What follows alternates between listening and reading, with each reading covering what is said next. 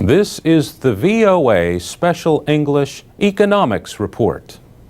In September, the Group of 20 met in Pittsburgh, Pennsylvania. It was the third Group of 20 summit in less than a year.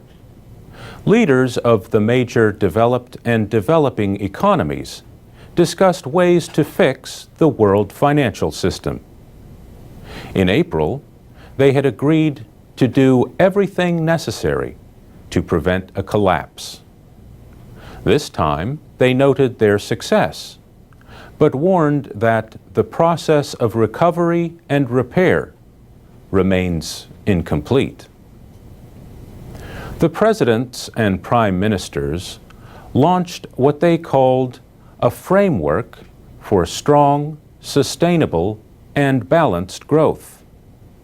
At the same time, they agreed to make the G20 the main group to guide international economic cooperation.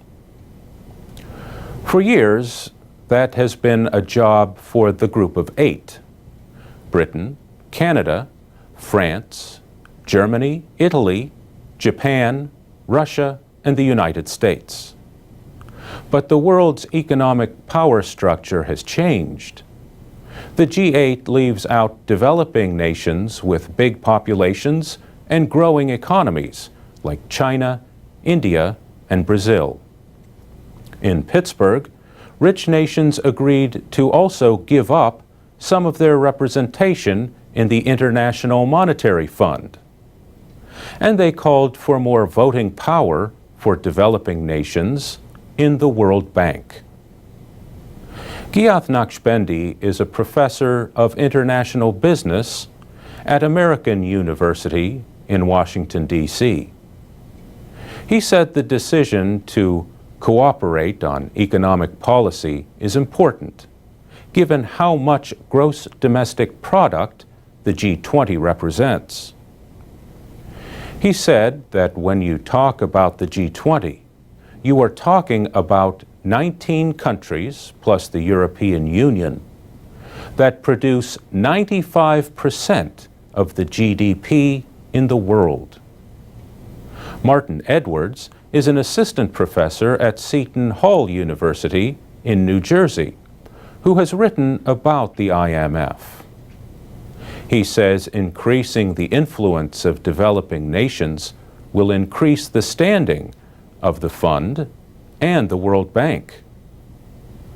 But he notes that having more players at the table could also mean more disputes. In terms of financial reforms, experts say there is widespread support for some proposals to control risks. But others are unpopular in America and Britain.